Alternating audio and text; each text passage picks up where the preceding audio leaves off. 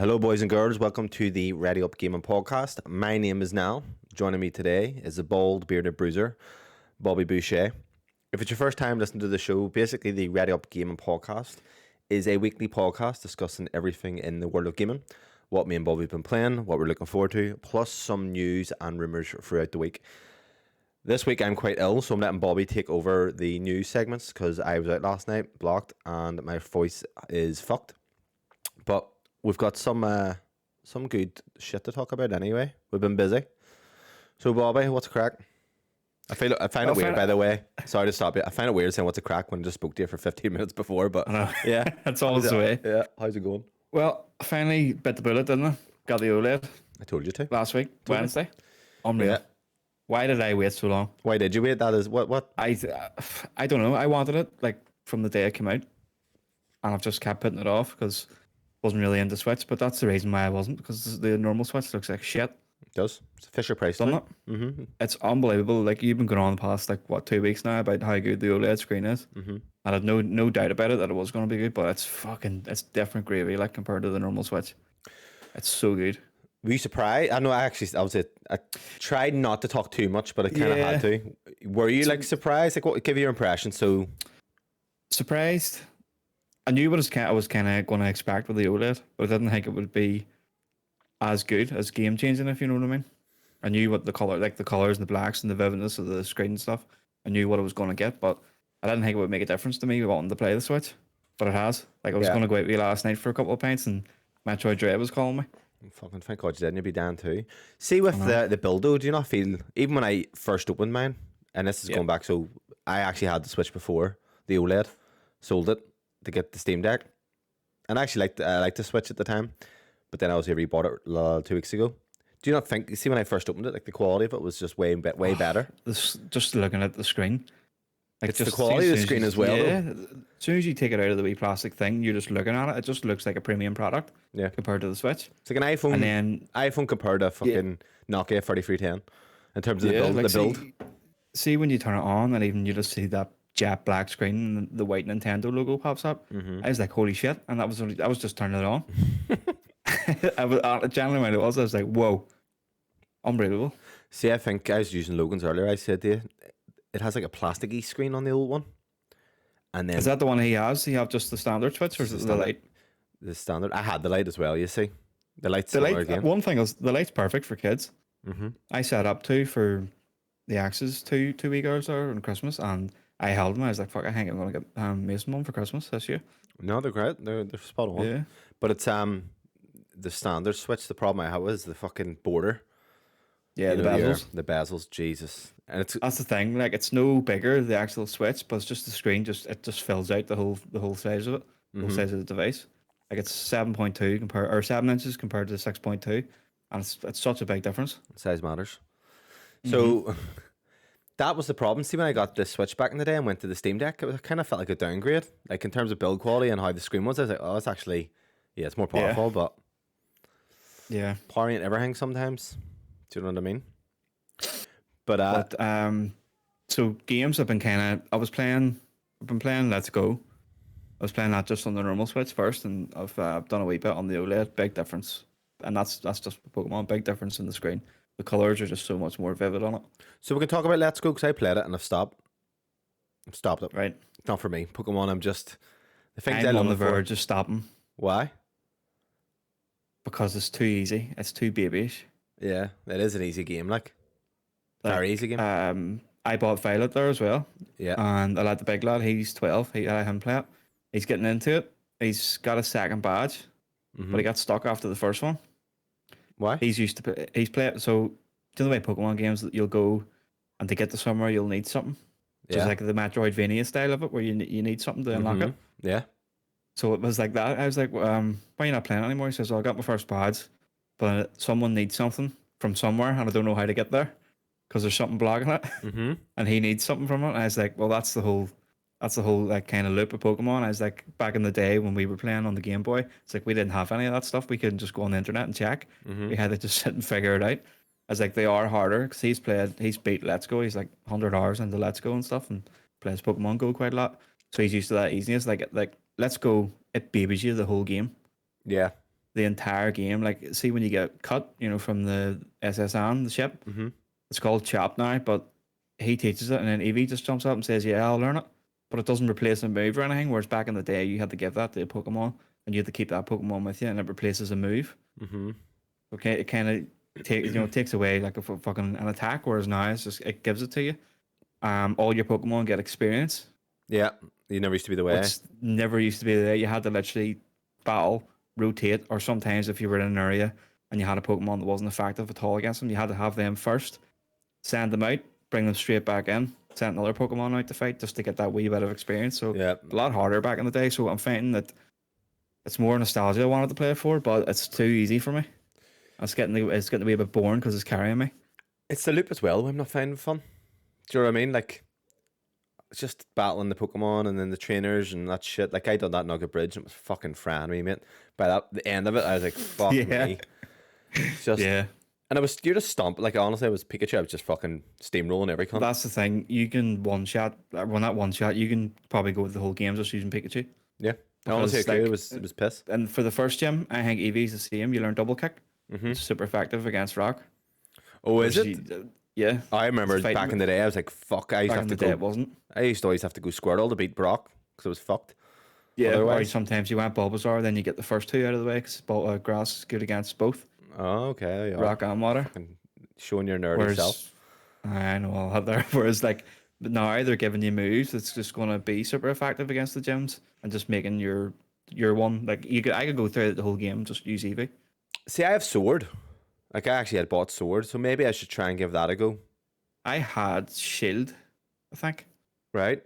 That was the one. I didn't really play it though because I just wasn't in that kind of zone to want to play a Pokemon game. Yeah. See, I don't know if it's the loop now. I'm just like, I'm too over the loop. Catch, battle, whatever. I don't know. Honestly, I'm just kind of like, right. So what I said when I loved about Pokemon back in the day, remember I mentioned this, was the Metroidvania side of things, where but you see the through line in Nintendo, that kind of carries it's good through. though because it gives you like you were saying last week, there's Snorlax. How the fuck am I going to get past that? And then you get a wee flute, and then you're like, oh right, okay, and then it all interlinks back into like a different city that you've already been, maybe at the start. So you can just kind of all interconnect. Exactly. I'm thinking about this with Dark Souls and things, mate. When you're stuck in a game like that, you're going to the same areas. You're maybe talking to everyone to try and figure out, how do I get past this? Is there something? Is it, you're speaking to characters. You probably, if you were, it was an open world game, you're just breeze past everyone. So you're getting very familiar with the areas. That Metroid game I'm playing, fuck me, like I'm so familiar with areas now because I'm going through it 10 times. Yeah. But that's kind of better for me. It kind of builds up a bit of you just get more accustomed to the game. It happened with Dark Souls, but that's kind of what I liked about Pokemon, I think. And then that's something that I'm finding about myself with Metroidvania. So how far are you now on Let's Go? I'm at the Rock Tunnel. I haven't played since I got to the Rock Tunnel. Stafford, isn't it? Like, it's a big bulky game as well. It's probably about 25, 30 hours. You could probably rush through it if you wanted, but I'm kind of exploring each area because that's just what I do. That's the way I would have played them back in the day. But it is, that's the thing that's put me off. It is very babyish. Just kind of hold my hand throughout the whole thing. It's more babyish than the original, even. Oh, 100%. The original was nowhere like that. Like, this one is catering more to the kids than the hype of Pokemon Go. 100%. The way you catch Pokemon, it's just like Pokemon Go. I think I would. Go ahead, yeah. No, just when I put the sun on the Violet, I was like, now see when you catch these Pokemon, I was like, you have to fight them and get their health down and then throw the Pokeball. He's like, what? I was like, yeah. I was like, this is actually the way proper Pokemon is. I was like, let's go. It's like the game, the Pokemon Go, to try and get more players in. But I was like, this is proper Pokemon game. It's a lot harder. You don't see them in the grass and all in that one, do you? Or is it stayed that way? I think you do in this one. Okay. I think they've made it like that where you can see. I think that's more a modern thing now that they're doing where you can kind of see, which I don't mind because there was times back in the day where you're walking through the grass and they just pop up all the time, whereas at least now you can kind of avoid them if you don't want to. No, I think that's a good move, to be honest with you. I don't mind that. So what do you think about the Switch then? Just in general, I know like obviously you like the build of it, but I fucking love it. You're buying everything, so tell everyone what you've bought. I fucking bought everything. I spent too much money. What have you bought? I've picked up KOTOR 2 because I'm 15 hours into the first one now. Right. That's obviously they're one of my favorite games. Like, so I picked it up. I think the actual port on the Switch is very, very good. So I'm excited to play that. I got there's two Zeldas today. I got Link's Awakening and I got Breath of the Wild. Have you touched it? You were gonna play them. Did you play any? No, I didn't. I didn't even get a chance because I was getting my dinner there and stuff, and I didn't get a chance to get. Oh well, I'll get on the night and get my stick. So I know you've played other ones. We're gonna talk about the one that actually asked you. So you're gonna play what, Breath of the Wild first? I think so because I want to try and if it does hit and I do like it, I want to try and get it beat, and then hopefully come May we'll both be playing Tears of the Kingdom at the same time. See, what I was thinking of Link's Awakening is it gives you an idea of what the formula of Zelda should be, and it's short enough, and it's kind of showing you what actually Zelda is. Whereas Breath of the Wild is kind of a reimagine completely of what it is. Either one's gonna be fine, but I want to play Link's Awakening, but I want to do Breath of the Wild, so I'll be on time for Tears of the Kingdom. That's the problem. yeah, fair enough. So you've played it. You got your stick. You literally came out of the cave, got your stick on Switch, and then you did what I did. Whereas we got it loaded up on your PC, 4K 60, and you thought it was class, but that wasn't enough. So you're thinking now, and you think it's because of the OLED that you will play it. Yeah, I think they'll get me to play it. I think now I just kind of need to accept that some games aren't going to be 60 on the Switch. It doesn't bother me though. Like a 30 doesn't on. I will adjust to it. I was playing games on 30 for ages without even knowing what fucking FPS probably was. So 30's not an issue to me if it has good frame pacing. Whereas if you have a game like Bloodborne, which is 30 and it's a locked 30, but it has bad frame pacing, it stutters. Like the image is just stuttering. Yeah. Like first person shooters can't be 30. I can't play them. It's just so noticeable. I don't even think I can do 60 in first person shooters on the console and stuff like. Really? I noticed it big time, like COD and stuff. Yeah, it's just getting accustomed to it. But for a handheld, I kind of have a lot of leeway. I'm like, you know what? It's a handheld. I don't really care. Do you know what I mean? Yeah, I think I need to just be a bit more generous towards it, like instead of looking at it and be like, oh, I'm not playing that fucking piece of shit that can't even run anything. So I'm glad though. It's like you're trying these things. You're actually starting to listen because I banged on about Metroid for fucking ages. So you've got that. When are you starting Breath of the Wild? Probably want to beat Metroid. See, Maybe even before. I don't know because I'm looking for, you know, the way Metroid just you can kind of pick up and play, just run about, do a bit, and then I'm looking for some sort of story game. Yeah, Metroidvanias to go along with it. They go very well with like a longer form. So what kind of story game are you going for? What are you in the mood for? Are you accepting recommendations or are you just ignoring them? I know I might actually start Breath of the Wild. You could do that hand in hand because it's... Yeah, I think that's what I might do. But then this is what I would say is you have a gameplay heavy game. Sometimes you want a game that you can kind of switch off and play. You know, you can... So it depends on what your mood is because... Well, Breath of the Wild's you can kind of just chill on it, can't you? Just kind of explore and do your own thing. Yeah. Move about and stuff like that, can't you? But it's gameplay heavy, like, do you know what I mean? Yeah, but it's very much open, like in the sense I can just go and like the Elden Ring kind of thing, where I can just go off and do something. And I think with Breath of the Wild, if you give it the chance, I think you might love it, like absolutely adore it. I hope so. But you did the same with Elden Ring. You text me saying, "Nah, this isn't for me," and then clicks. Elden Ring, I had no interest. I didn't even look at it until like a month before it came out. It was when you were kind of hyping it up, and I checked out. I think it was Skill Up's review or like preview of it. I was like, fuck, this looks amazing and it sounds amazing. And it was. There you are. So, I recommend it Metroid Dread. This is why I'm excited. So, I think Metroid Dread was like my first Metroid game. Like, I'd try like Super Metroid and things. So, I obviously like Castlevania and stuff. So, What's the difference between Super Metroid? Was that on just the SNES or? So, the way Metroid went, okay, you have Metroid 1 that came out in the NES. And it was like, I won't play it because it's supposed to be horrendous. Like it's not horrendous. It's just hard to play in terms of because there's no map or anything. And then you had Metroid 2 that came to the Game Boy, then Super Metroid, and then there was a break I think for a load of years, and then Fusion, which came to the Game Boy Advance, which was like a continuation in terms of side-scrolling Metroid, and Prime came out the same day on the GameCube. Oh, okay. So that's pretty cool. And then what they done after that was they brought out Metroid Zero Mission, which is a remake of Metroid 1 for the Game Boy Advance, which is touted to come eventually to NSO, which will be good. I would say so, yeah. And then there was like kind of ones on the DS. There's one like Hunters or something it was called. And obviously Prime 2 and 3 came out. And then you have like the 3DS ones. There's probably some I'm missing as well, but I mean, I love them. Like honestly, see Metroid, it's fucking phenomenal. So Dread is probably the best gameplay game in terms of feeling that I've ever played. Because the more you play it, the better the feeling gets. So it's I've never really the power ups the way You get used to it now, and then see when you can start combining things together, and it all just kind of clicks. It just feels so good. Right. So we'll start from the top here. So you stuck Metroid Prime or Dread in, right? Yeah. First Metroidvania. Yep. Proper Metroidvania. Yeah. So, what was your initial impressions?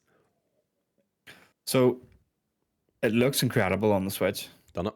I'll say that there. The colors, everything just looks fucking class. Runs 60 FPS, perfect. The gameplay is fantastic. One gripe I had with it straight away was being stalked I thought you were going to give up. and being followed. I was I was contemplating it because I was like, is this going to be throughout the whole fucking game? I totally forgot about it. Do you know that until you said? It kind of is. In every zone you go into, there's always one of them. And you kind of have to dodge it for a good while until you unlock a new power up to eventually get to the center hub or center zone, whatever it is, to fight the wee eye thing in each place. Yeah. And then once you do that, then you get your cannon all powered up, so that's when you can actually go and take them on. But it's fucking annoying. That's the only annoyance I have with the game so far. Were you shitting yourself? Did it scare you? No, it's not that there. It's the thought it just fucking died. Because it was catching me. I only figured out the day that I can actually fucking counter the bastard. Oh, but this It's very difficult. It is extremely difficult. Yeah, it's extremely difficult because I only done it a couple of times a day. And I've nearly got it right, perfect. Like, I know when to do it, but it is really fucking hard to counter it. I totally forgot, and once you said about it, it's like, oh fuck, he hates. So Bobby hates being chased in games, but you'll head out last, so there's that caveat. Yeah. But it's a wee set. Is it in my mind? It's a wee tiny section, but it can actually be like multiple screens, can't it? Like multiple rooms. It's usually quite a big section Just of each map. Yeah, it's quite a lot of rooms and up and down and side to side where you know if someone's there because the screen kind of goes a wee bit. Like it's like a CCTV wee bit of kind of haze, footage, and then once you're out of it, then you know you're safe. But that's my only gripe with the game so far. So you were stuck, by the way, and I was like, just fucking. I was like, I couldn't tell you. Do you not like shoot at it? It starts crawling towards you, and then you have to use like your cannon at something. The stalkers. Yeah, you like shoot at them, so and then it slows. Once you kill the eye thing, then you have to make sure you're in like a long stretch because it takes a while. You have to shoot at them continuously, and that kind of burns up, heats up their face, and that pops off. And then you have to get in another like kind of stretch where you have to power up your cannon and then shoot it in the eye. I'm gonna put you in the spot because people's probably listening to this who don't even know what a Metroidvania is. What's a Metroidvania, Bobby? So from what I've gathered and what I've learned, it's something where you're going throughout the game, throughout the map, you'll see things and certain areas maybe that you can't access yet. And gradually as you play the game, you'll unlock new power-ups for the saying you have to backtrack. And that'll then get you into certain places, and you could maybe be 4 maps in, and then you'll unlock something where you can go back all the way back to the first map to actually access it. So it'll be different power ups and things like that. So I've got quite a lot of them now. I'm just over halfway. Have you got the speed boost? Yeah, I've got the speed boost. Yeah, that's pretty cool. I've got the ball bomb. I think the speed boost is one of the last ones I got. I want to say. Is the ball like Sonic style on that? Does it kind of boost you everywhere at some stage? Yeah, you go through the wee Sonic lips, kind of to get through the thing. Yeah, you need to unlock the bomb to actually use that one. I generally think that Metroidvanias are my favorite genre, and I've never realized it. And when I look back and going, why did I like Dark Souls? Because I remember playing Bloodborne, and once I seen the world was interlinked, I was like, oh, this is cool. And then when I talked about Pokemon, and honestly, like right now I'm playing all these games and I fucking adore them. But it's just give me a game that's a game that feels like a game, as Kieran would say. That's a game. The disease. Like I can tell you the story of Metroid. Well, it could probably. I'm kind of trying to keep plugged in a wee bit. Yeah, but there's not fucking many. But at the end of the day, it's not really about that. But yeah, so you're spot on with the Metroidvania. Arkham Asylum is a Metroidvania. People don't realize that. Oh yeah. You know, so you have like your wee unlocks, your wee wall blowy ups and things. Quite a lot of games use Metroidvania now, like even God of War and all that. Used it quite a lot. Yeah. In Ragnarok. But then you see with like you start. So it depends. Like I'll be honest, I used to always kind of bring up guides and stuff when I got frustrated. But even with I'm playing Super Metroid at the moment, I'm just kind of just exploring, and you're just finding these wee random rooms and wee unlocks. It's just fucking. I think I have ADHD, and it's just like this hitting this wee pleasure zone on my wee fucking brain. So that's what I'm kind of doing as well. I'm just kind of winging it. and then I know when I get to an area, if I can't access it yet, I know I will be at some point. I need something for it.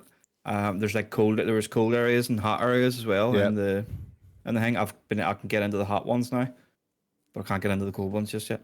So Metroid Dread does something really cheeky in a way. It's like a good beginner Metroidvania because it'll purposely close off areas behind you, so you can't backtrack. Whereas Super Metroid, you can go back right to the start. I don't think you can do that with Metroid Dread, so it funnels you a bit more, which I actually don't mind. Some people Yeah, and hate it. then it'll do like say you're maybe on map 3, and you can't get back to map 1, but you'll maybe need to go a wee bit further into map 3, and then you'll actually find like a different teleporter to bring you back, and it brings you back to a different location that you haven't actually explored yet. Yeah, In map 1, it's all kind of so it unlocks just a whole new area. Mate, see game designers, like that's big brain moves, even with Hollow Knight and shit. I was watching a 40-minute video on them breaking down the world of Hollow Knight and all this, and I was like, this is fucking class. Hollow Knight is a very hard Metroidvania. It's a bit more less, there's no hand holding like compared to even Super Metroid and things, but once you even watch it, what I would actually suggest doing as well, mate, is see when you beat it, go on the YouTube and watch speedrunners. Like they sequence break the thing and it's incredible. People are doing it in fucking 25 minutes and all. And you're just watching That's them. insane. And I would just sit and watch people doing it. It's just fucking great. You Crack. must feel like a fucking god, like being able to just run through like that. But that happened with me with Dark Souls and things. Like I can go blast Dark Souls and compared to what I used to, and it's just playing a game a lot. Like I actually want to play Dread again now that you're playing it. I would happily play it as well. And there's not much games I would want to replay after six months. Even Hollow Knight I've downloaded again. You would not catch me doing that right now to play with God of War Ragnarok or most games. It's very good. Very, very good. The gameplay, the boss fights are actually quite fucking hard. They are hard. I was never going to tell you. See the final boss, mate? It's fucking hard, all right. But you feel like you feel good at beating them? Yeah, I think last night I was laying in bed. I was on the computer for a bit, and then I went in, stuck on Dread, got up to the boss. Second main boss it was with the belly. The kind of damage as well. Same point. Is that where you're jumping? You have to jump on something? There's like pillars. You're shooting. It's kind of like chained up. Is it shooting pillars at you? It's hitting you. Yeah, and it shoots pillar after you kind of get it through its first phase. You go down, and it's shooting pillars on you. You have to kind of jump up to attack its face. Yeah, It took me it was at least 10 times to do it. But then once it's done, I was like, thank fuck. Mate, that's the way. That's what you want games for. We should be playing games. See, the thing is, right? How many times do you play a game and you're not having fun? You're just playing it. Do you know what I mean? Like most games I play, mate, I'm just playing them, and I just find that like, and I'm going to ask the question in a minute, but that's what I found with my Switch, especially now. I'm like, oh, I'm actually 100% in here on Switch. Like, fuck my PlayStation right now. I'm also going to play it with my Resi soon, but no, I'm absolutely obsessed with it. So, you're enjoying it. What's after? You going to go back and play any more Metroids, or what do you think of the genre in general? Yeah, I don't know what I'll do next. I stuck on Ori just to have a wee look at it on the Xbox.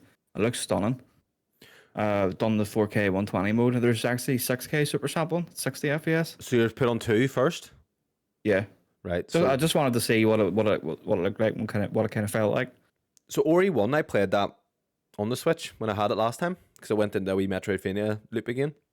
It's good platforming, but the combat's like you press X or whatever it is on Xbox, but then it's like projectiles, whereas in Ori 2 they've tightened up the combat's actually like melee based and all. So I was playing it with my glasses on and I was like, holy fuck, I've been watching my eyes are 720p, I've realized, because I put that on. I was like, this is what 4K looks like. Fuck me, because I would never put it on. I was just going to say, just you talking about the 720p, do you remember the first time when you changed from the SCART, the wee 3 colours, the actual and HD lead? RGB, yeah. Unbelievable, wasn't it? You were like, whoa.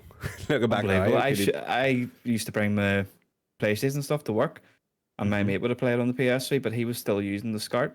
Really? Oh, because you could. Yeah, he was still using it, and I was like, "Why are you using that for?" He's like, "Oh, sure, it's just the same." I was like, "I'm gonna bring you an HD." I brought him an HD lead the next night and stuck it on, and I was just mind blown by the difference. Dickhead. That's what it is. Like, see, when I stick my glasses on, my eyesight's quite good, but up close, if I'm on my phone, it would start getting quite sore. But when I stick my glasses on, it's like unbelievable. Well, Johnny Mirza bought a 144 hertz monitor, and I was at his house. And this is back 2015. We played Counter Strike, and he had this thing for about 6 months at this stage. And I goes, "Let me see it." And I goes, "Johnny, that's the exact same as 60." He goes, "I don't even know." You didn't. I went to display property settings, changed it 120. I was like, "Oh fuck." Yeah. So he's been playing 60 FPS for ages. That's like me over the first lockdown. So I was playing a lot of Sea of Thieves. I was Right. playing on the One X, and I also had a PC at the time. I had a 2080 Ti in it, Right. but I never touched it. So I was like, fuck it, I'll give it a go and play on PC. I was like, holy shit. Yeah. Like, Big jump. unbelievable. Unbelievable. I didn't notice before. I was happy. I was playing 4K 30. Like, and it was great. Honestly, man, it's hard to go. So once you're exposed to that kind of like fidelity and the frames Ruined and all, you. you're like, Ruined it does ruin you. Ruined the Big time. PS4, sorry, for me. That generation was completely ruined. Whereas now I think, okay, well, a lot of things are.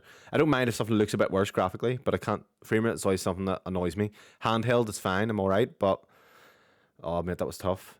But I was going to say to you something the other there as well about fuck, it's gonna. I sound like an idiot on this podcast. I can't even remember what I was going to ask you, but if you do like Castlevania or Metroidvanias, you have Castlevania there.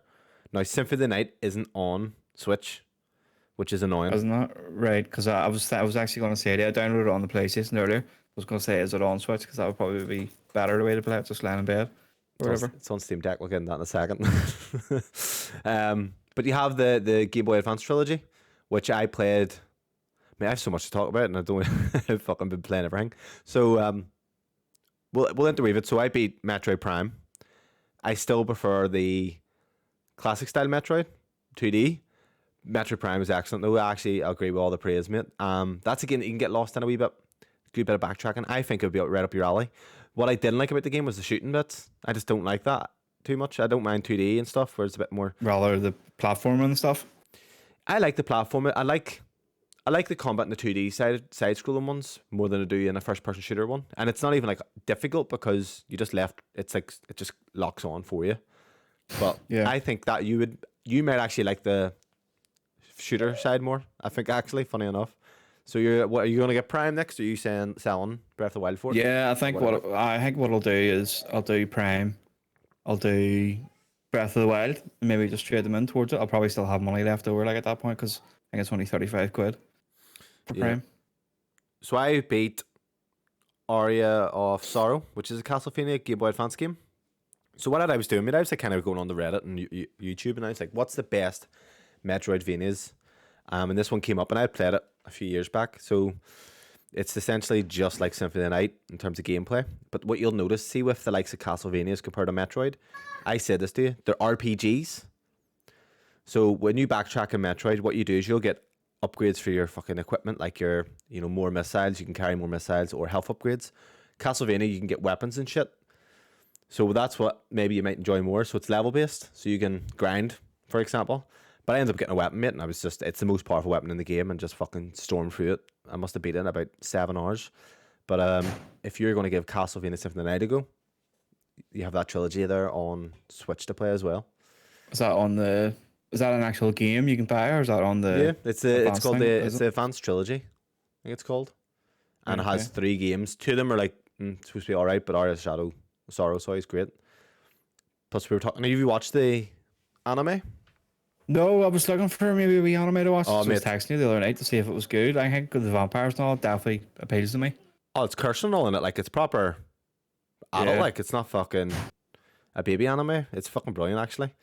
But I actually feel like I want to go back and maybe start playing that series properly, right through, because I don't really like the 2D side-scrolling ones. But I think they're on Switch, mate. So I think it's maybe time to go balls deep here and go fully Switch.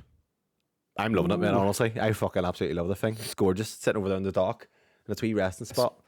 So was mine. I actually had to buy a new chest of drawers and all just to set it on. It's a sexy dock, like, isn't it? I ended up having to buy 2 chest of drawers because she was like, she needs one to match. It cost me an adult. extra 110 quid. Well, she's right though. It's going to need a match, but it's an adult product. That's what it feels like. It is not like Definitely feels premium compared to the other switches, like 100%. Definitely feels like a premium device.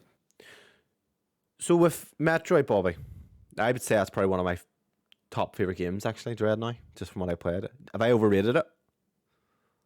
You're playing it now, so I have nostalgia. No, I don't think so. Like, I am really enjoying it. I find myself wanting to turn it on and play again because I stuck on a bit of Resi 2 earlier just to try it, and then I immediately just wanted to go back and play Dread. So literally, my only gripe is that stalking bit, but I'm kind of getting used to it. And that's But the only it's still, Metroid it's in. it's still annoying. Because If- I know every time I go to a new fucking area, there's going to be one of them there.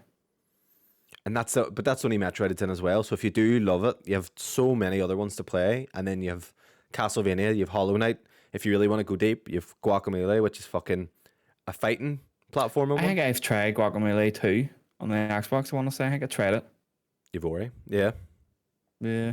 So I said you last week actually, and I think Kieran started arguing, or you started arguing with me, and it was a big statement. I said Nintendo may just have better gameplay games than Microsoft and Sony.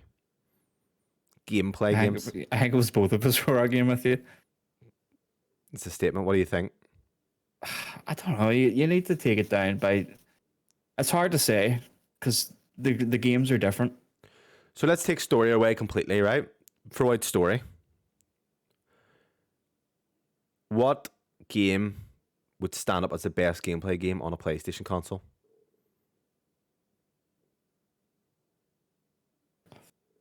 I don't know.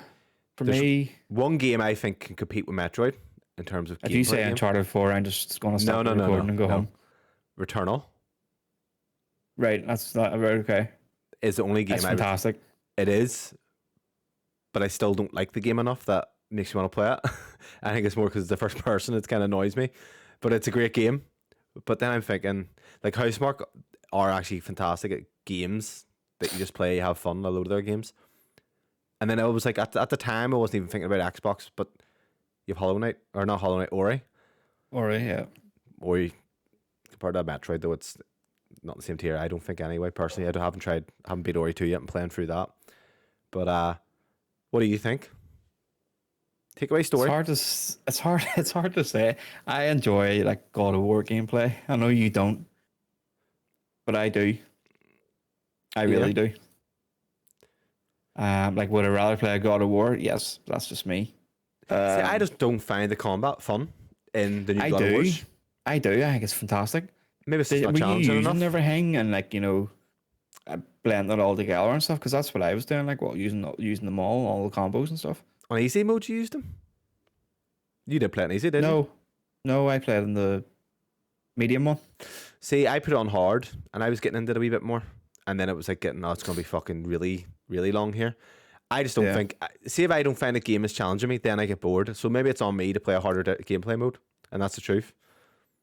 Yeah, I think if you enjoyed it, if you wanted to be a bit hard, like I enjoyed it. It was easy, like, but I still enjoyed it. But the story kind of brings it along a lot as well, like. Yeah, but then you haven't played the Zeldas, so that like you may, for all we know, Bobby, you're the biggest Zelda fan in the world. You're gonna be. You're gonna fucking be sitting there a blonde wig next week. Fucking. Do you know it was only? I think it was Mario Kart on the Wii U. I discovered that Zelda wasn't actually the Wii Alphabet. Yeah, Link. So it's actually called Link. My first Zelda game was in 2012. It was on the Wii U, that Wind Waker, and I was like, "Oh, this is actually a class franchise." I didn't even know about it, and then just opened up the doors. But there's other games. You've got Splatoon there. I've got Splatoon 2. Sounds a bit weird saying it like that. You ever played them games? No. No, pretty I cool. haven't touched them. Like, realistically, the Nintendo IP, I haven't really touched a lot of it. Right. Bar Pokemon, really, and Mario, all the Mario stuff. Well, look, you have fucking tons in front of you anyway. I'm excited for you to beat Dread. I think you'll even like it even more, especially because you're still unlocking it. You said I wouldn't beat it. Just throwing that out there. When did I say that? Today? Yesterday, when I started playing it. I didn't think you liked it though. Over halfway, just over halfway. Easy mode or normal? Normal. Have you dropped it? No, can you? Don't drop it. I didn't even know you could if you can. Because that's what I was like, fuck these boss fights. Like the rest of it, kind of just going through all the enemies and stuff is quite easy. But it's the bosses are hard. The problem is there's the end boss. I think it's like Ravenbig. He's challenging, but it's fun. Like, because you'll get this stage that you just know exactly everything that the guy's going to do, and it's just I actually remember beating it, like playing it and getting good at it, and I was like, oh, this is phenomenal. And that's what it was like last night with that second boss. I was like, right, I need to get up here, and then I figured out. It took me a couple of deaths to actually figure out I can get up and then start damaging his face, and that's what I actually had to do, and then I had to counter him. But I didn't realize that. So it took me like time and time again to get right, just to get to like a further bit of a stage, if you know what I mean. Yeah. I was like, oh, I can get up here. Oh, I can actually damage him from up here. And then, oh, actually, if I counter him, he opens his mouth and I can damage his mouth. Because you're learning the game as well. You know what I mean? It's not so passive. So Yeah, but really enjoyable. goodbye VR. Yes, farewell to your VR. I don't know what happened. So yeah, anyone listening, I know I banged on about VR. I don't know what happened. The VR was sitting there, and I fell in love with the Switch, and I think it's the portability, mate. It's just so handy. You know yourself. I was playing this at 7 a.m. and things, and I was like, "There's a lot of games I have on PC, and a big backlog. Like I don't want to sit and play The Witcher 3 on my TV for 100 hours. I just won't do it. So it's like, well, how can I get these types of games in and enjoy them? And I think the Steam Deck made sense. So I sold the VR. Kieran is raging, but I supposed to have sold it in what? It took 2 hours. Mm-hmm. But I bought the Steam Deck, and I'm kind of glad I have. So it's coming soon. The problem is, they charged me twice by accident. Yeah. And I have like £10 in my account because of £400 missing or whatever. And I'm feeling it. So I'm waiting on that coming back in.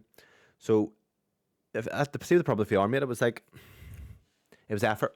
And that was always It's what still it effort. It's still effort, even though there's only one cable. It's quite effortless, but it's still effort. But I have to get it out, take the controllers off, put the headset on, fiddle with the headset. Is it the sweet spot? How hard is it to get them controllers on the charging port? Oh, it's ridiculous, mate. Isn't it? And the headache, see how tight I had to have it to let it not drop. That was the problem, mate. It was just everything I wanted it to do. It looks a lot better, but the comfort level's still not there. And that was the one thing I always said at the start. It was kind of like, right, if it's comfortable, I'll be happy, but it just wasn't. I said that as well. Like compared to, I have the Quest, but I haven't actually played it. But I put it on to set the kids up, and it feels a lot more comfortable. Yes, it lets in a lot more light around the bottom and stuff, but it's just thicker padding around it. Yeah, it's heavy, yes, but comfort wise around the face, I find it more comfortable. Yeah, see, I think the Quest, in my opinion, was a much better VR for me personally, because what I actually want to do with it and the space, I could just jump in the kitchen. It was just pick up and play. But I say it's like, if you do take a notion for VR, maybe wait till Quest 3, get it. You have the ability to plug it into your PC if you want. You get that extra power, or you can just go about if you're interested in VR. But me personally, I'm not. I'm going to keep my PSVR, but I think I'm over it. I think I'm over like I said. It was like, I don't know why anyone would want to play Resident Evil in another way, and that's I actually stand to that. So if I had more games like that, like if I knew for a fact like there was, if something like that was coming out, quite frequently every month or whatever, then 100% you probably would have kept it. If that quality was there, it would be 100%. But Resident Evil wasn't enough to hold me because I already played it, and I'm like, yes, it was an unbelievable experience, but I just wasn't going to keep it, and I was like, this is the value. So worst case scenario, I'm stuck here, I'm not using it, and it's lost £200. Or right now, I know that I'm in the big portability mood. I get the Steam Deck, and then see where I go from there. But I can always get the PSVR 2 again, but I don't think I will, mate, honestly. I think I would rather the Quest 3, depending on the game support. And depending on the quality, I would imagine they'll up the quality on it quite a bit, hopefully.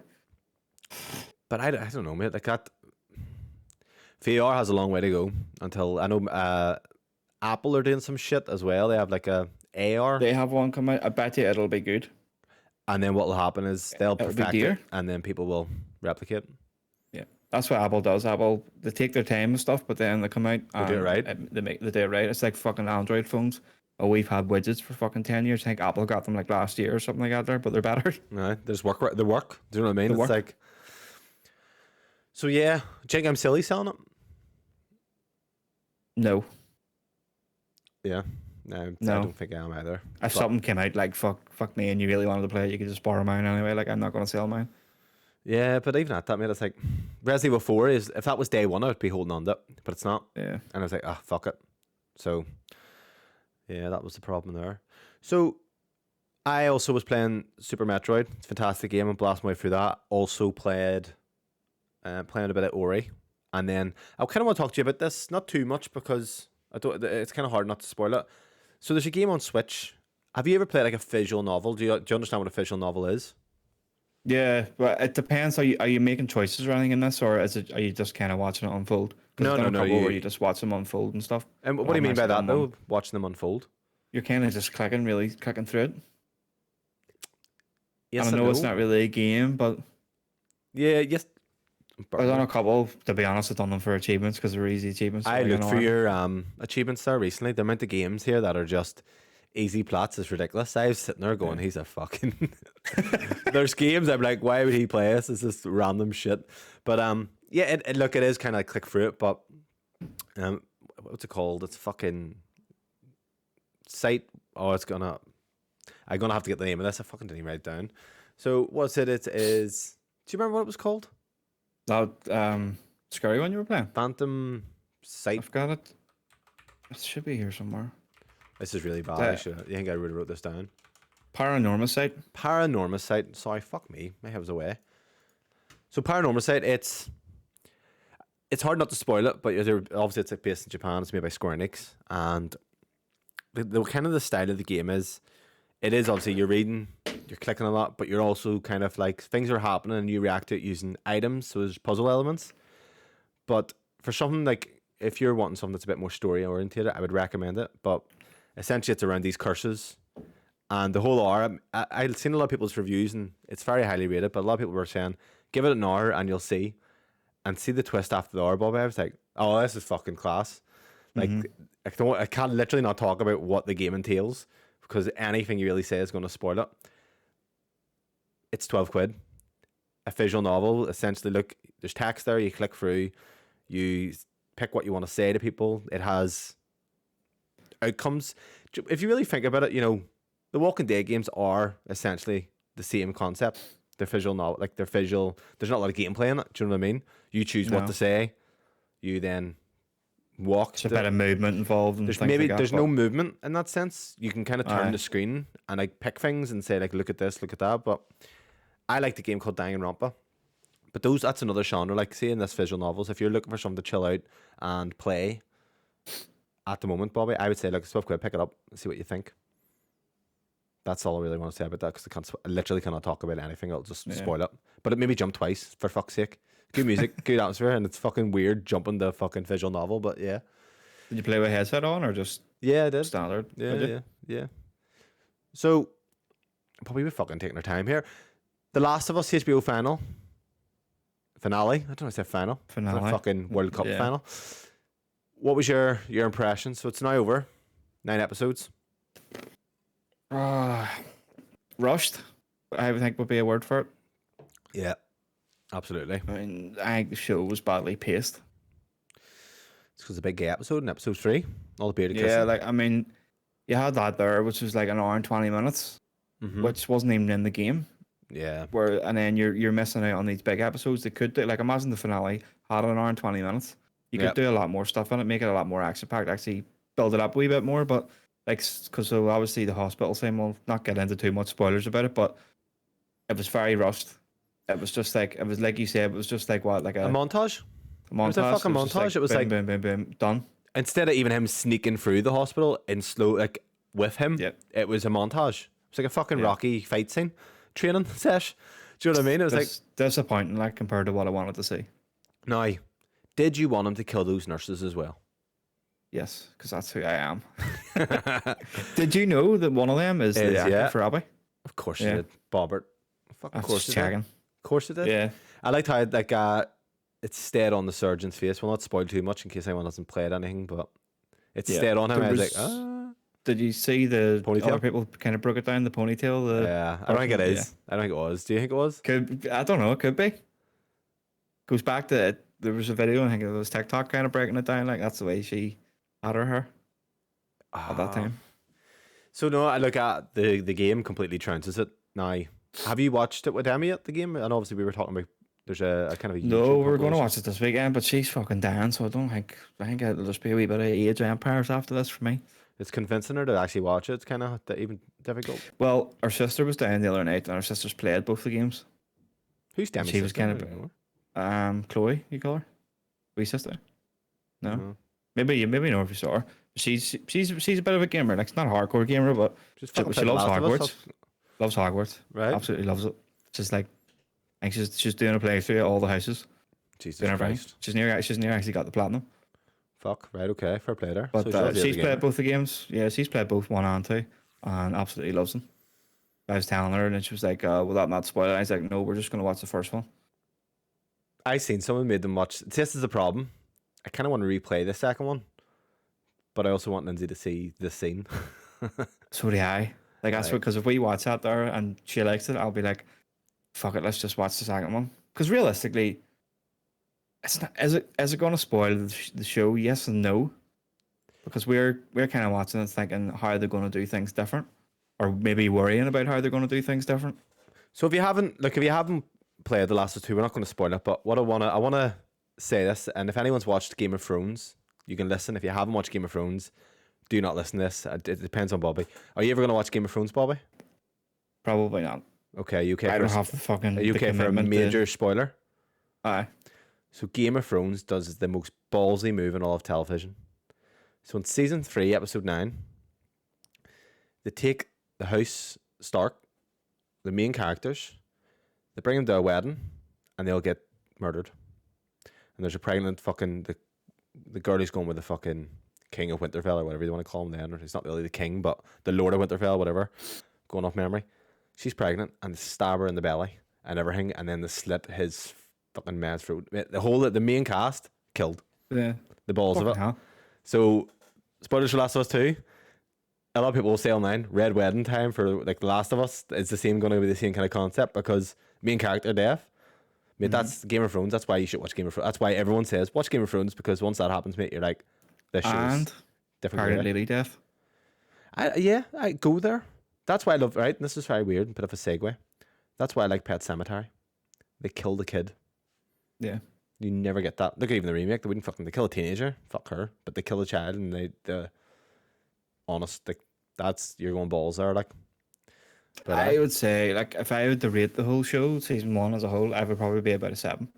I would say about 7.5, 7. Very mediocre. Yeah. Kind of 7.5 at most. I found it very Was it disappointing. good?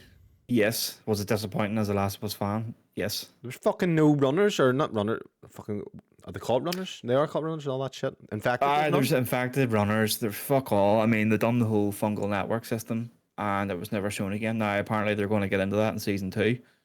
mate, there was no infected. Like, that's how you were building up tension. Do you know what I mean? A lot of obviously shit comes from that, but there's just What none did you of that. think about them making how Ellie's immune canon in the show? That is, it's not canon in the game. I think what it really does is it tells us she is the only one. Aye, because the chance of that happening, Aye. Do you know what I mean? what, 1 in a million? It's very, very slim. And But, the one person who would have known about it, Marlene, Yeah. dead. Or Yeah. the guy, well, who was the guy with Marlene at the time? Oh, fuck, I don't know. He was just one of the Do you know what I mean? one of the Fireflies, wasn't he? So that's Yeah. pretty good. So that's canon in the it's in the show, just That's probably canon in the games. Has to be now. probably, but it's not. It's not Just need confirmed dropping. as canon. Yeah.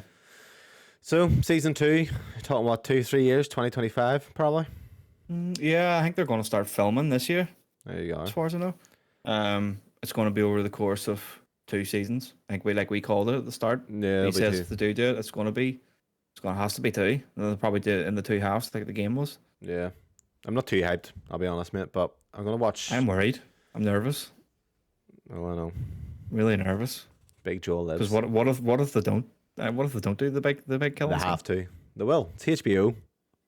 HBO. Well, I say the HBO. It's not the same, obviously, writers, but if they don't, mate, there'll be uproar. But then, there was uproar when it did happen, so who knows? But I think retconning it will just make it look worse on everything. Do you know what I mean? On even name I dropping. think, I think it's going to be harder to do on the show. Because I think a lot of people. I think it's different when it's a real person, if you know what I mean. Watching the show, people kind of taking it. Like, obviously, a lot of people probably love the character. Bobby. And It comes back to what I No. said. Red Wedding. I know. That's what I hooked know. everyone. See the amount of times that happens in Game of Thrones where you get attached to the character and the brutal death, no one's safe. That's why I people hate love that. it. See, when you're watching shows, like, and you really like someone to die, you're just like, fuck me. Spoilers for Vikings. I'll give you a second. Have you watched Vikings, Bobby? No. Oh, for fuck's sake. Doesn't matter. Doesn't matter. They won't listen on. Jesus. So tell me this. You won Diablo 4 beta access. Talk about it. I haven't actually. I seen a new message. I put that in the notes. I know. I was reading it. But I won it and I fucked it up. Wait. So what was it? Because you were like, oh, I can't believe I won it. And then what did you do? Competition on Twitter. Just had to retweet the post and follow Xbox Ireland for a chance to win beta code for Diablo. Do you know how many people won this beta code, by the way? Just me. Just you. I mean, everyone who retweeted liked it. But I do them all the time. Just a simple retweet, but I never win anything. So I got the message yesterday saying, congratulations, you've been picked. Can I predict how you fucked it up? Aye. Region. That's part of it. Because you said Xbox Ireland, they're like, oh, you're like, obviously I'm a Catholic, all these Irish guys. It wasn't even anything to do with that there. So they give you a code, right? And it's not something you just go on the Xbox or anything. I thought it would have been an Xbox code because it's Xbox Ireland, but it's not. You have to log into Diablo. Right. The website. So it's through your Battle.net. Right. So I logged in. You know the way your iPhone just saves your passwords. It was already logged in. Right. Happy days. Wanted to redeemed it in like fucking Mexico or something, some stupid country by accident. So tried to fix it, couldn't. It wasn't even on my Battle.net. Who's Battle.net? So when you type the code in on Battle.net, right, it gives you. So I could actually got it on PlayStation, which it was going to do. Oh, so you can like pick. So I can pick. It's for Battle.net, so I could have picked any platform. So I picked PlayStation, and I accidentally hit the wrong region below it because you had to pick your region as well. You're a knob. And after I done that, there I realized as well it was redeemed on one of the kids' Battle.net's accounts because that was the last logged in on my phone. So I completely fucked it up. You're a knob. And I'm gutted because I was like, oh fuck, I can get it on PlayStation. That means me and Niall can maybe jump in and get a better impressions for the show. Yeah, no, it makes sense for the show, but at the same time, I don't even want impressions. But you bought Diablo. Did you buy Diablo 3 on Switch? Yeah. That's another one I got. Yeah. Oh, you are. I haven't played it, but yeah. So we can hop and try that, and we'll do that. And we'll see what the crack is. So yeah, you're a knob. You're a dickhead, and you fucked up Diablo. Yeah. I was so fucking buzzing that I won it, and I fucked it up. Well, that's June, isn't it? Diablo 4. Yes. I'm looking forward. I think it's gonna be great. I think it'll be fantastic. I'm very excited for it. You never really played a Diablo, really, have you? No, Minecraft Dungeons is the only Diablo I've played, and it's fantastic. See, you have so much games to play, Bobby. So many genres to try. See, back in the day, I would have looked at the game. If I didn't like the look of it, I wouldn't play it up. Sound like the look of Metroid? Minecraft Dungeons I played on a whim. It was something to play with the kids. And I was like, holy shit, this is amazing. Wasn't it last week I said, can you judge a game by how it looks? And we were like, I think so. Like, you look at a game and you go, it's not for me. You can and you can't you? Yeah, because like Hades, the art style and all Hades, I don't like that art style, personally. Yeah, nowadays I'm more of a one that would like something that fucking stands out. So, well, I used to be. I'm kind of moving away from that, wanting like a AAA look. But I could play it. Slowly like that, moving away from that. Like last year, I think most of my favorite games would have been indie. Yeah. That I played. So when you say indie, I actually think it's gameplay games. Yeah, like what were we talking last year? Did I do Hades last year? Or was that the year before? In 2 years, maybe. Maybe 2 years. But the likes of Cult of the Lamb, Vampire Survivors.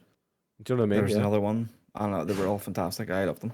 So I knew you would have liked Metroid if you liked Hades, because it's just, well, obviously it's different, but I mean in terms of just that gameplay loop, something like that. Class. Yeah. So, Bobby, what we'll do, obviously we've covered a lot. I probably not even went into half of what I've been playing into too much, but I'll be honest, my throat is fucked and I don't even want to talk too much about it, because trying to talk about a game on the spot, and I can't even remember half what I've been playing because I've not played that fucking much. But Super Metroid, it's fantastic. I actually put it down. I started it last week, put it down, and was like, I don't like Super Metroid because I think I got lost at one section. And then I watched, there's a guy on YouTube, it's called Boss Keys, and he breaks down like the game's level design of things. And he done one on Hollow Knight, and maybe want to play that, and then he done one on Super Metroid. And I was like, oh, actually, this is a lot simpler than Hollow Knight, so I'm going to play it. And it is. I think it didn't want something like Hollow Knight where it was too open just yet with Metroid, but no, it's been grand, so I'm enjoying that. Got Axiom Verge downloaded as well. Have you heard of that? No. It's another kind of Metroidvania. So Bobby's going to take it over for the news. Thank fuck. I don't have to actually read any of this shit. It's too fucking long-winded, but some good. There's actually some good break. Some good topics. So take it away, Aaron. Yeah, let's go. Item number 1, Resident Evil 4 reviews. So a quote from GameSpot reads, "The remake stands as a re-envisioning of its past rather than a replication of it. In doing this, it raises the bar for what a good remake is, and at the same time preserves Resident Evil 4's legacy as a genre-defining experience for one of the greatest games of all time."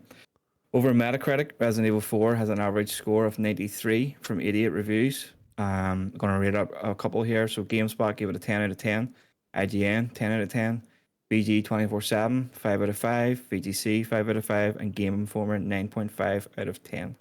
Phenomenal. So now we were talking about this last week. We were kind of talking about the demo and how we felt about it. Maybe we weren't too big on it. Yeah. You bought it? I bought it. Of course, I bought it. It's going to always have to buy it. It was going to be a fat man. Can't. Yeah. What do you think of the reviews? I think they're phenomenal, right? And I want to bring up what Kieran said yesterday because it made it seem that I was being maybe a bit aggressive in what I said, but I didn't. I understood where he was coming from. So we have obviously. I did, but I took it like completely different. In what sense? So he was going on about nostalgia. Yeah. So what he actually said for the listeners, Kieran, obviously he's been on the radio podcast. He had said before, it's expected to get good reviews. Remakes of games simply based that it's gone one for nostalgia. And you're just remaking an already good game. And I think what I had said was that's not the case because I actually can't even remember what I kind of retort was. But if you take even Resident Evil 3, that actually changed some things. And it was overall, I think, kind of a negatively reviewed game compared to these. But even Resident Evil 3, like from the reviews, they've changed up a lot. Like they haven't just kept the exact same game. I understand if you were using that as... Let's say, I know Dead Space changed some, but let's say Demon's Souls, where you're literally just graphical overhaul, or The Last of Us Part 1 remake. Of course, I can see that, but once you have where you're having different scenes, different types of gameplay and things, I think that they could have ballsed this up, but clearly they haven't. Do you know what I mean? So I actually thought that the fact that he was saying it was nostalgic, so it's going to score good, whereas I thought that because it's nostalgic, it's actually going to be critiqued harder, because they have to hit that nostalgia and hit it right. Yep. And make sure they improve upon it rather than just making the exact same thing. Like so they had to do it and then they had to improve it. Like Final Fantasy 7 Remake, I think, got like 8.5s. You know what I mean? And that isn't a 1-to-1 remake. It's not like a Demon's Souls remake, but there's this. It's like a third of the game, isn't it? The remake? But now there's this. Yeah. So if it was like a Demon's Souls style, I think Kieran makes that, like that does make sense where you're thinking, well, of course, Demon's Souls is going to rate highly because the original rated highly. And people like the gameplay still. It's just up-resing it and changing a few things to make it a bit more accessible. So, I think this is interesting. But me and you played it last week. You've ruined the movement in my head for me because you said the movement is terrible. And coming off Dead Space, it felt like a bit of delay. We obviously talked about it. So you started Resident Evil 2. You were going to give it a go, and the gameplay is not for you, right? It's not. I'm going to go back again and try it again. I give it a good go, like, because I think last time I played it, I got to the bit where you first made a clicker on the roof. Yeah. And I didn't know you actually had to sneak past them. Oh, for fuck's sake.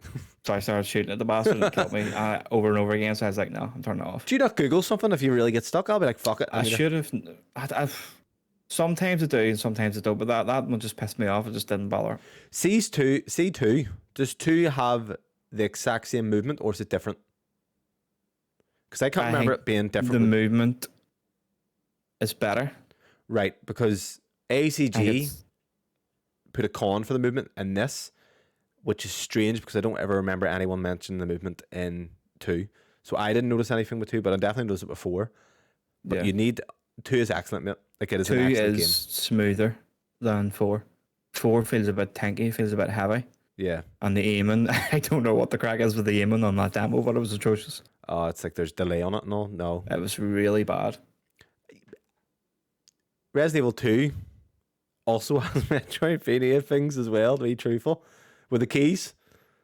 Yeah. Even think about 7 of things, like that is all kind of that aspect. This is why I might like Resident Evil. Fuck me, I must be lads, I might be on the fucking spectrum here or something that I'm just kind of tapping into.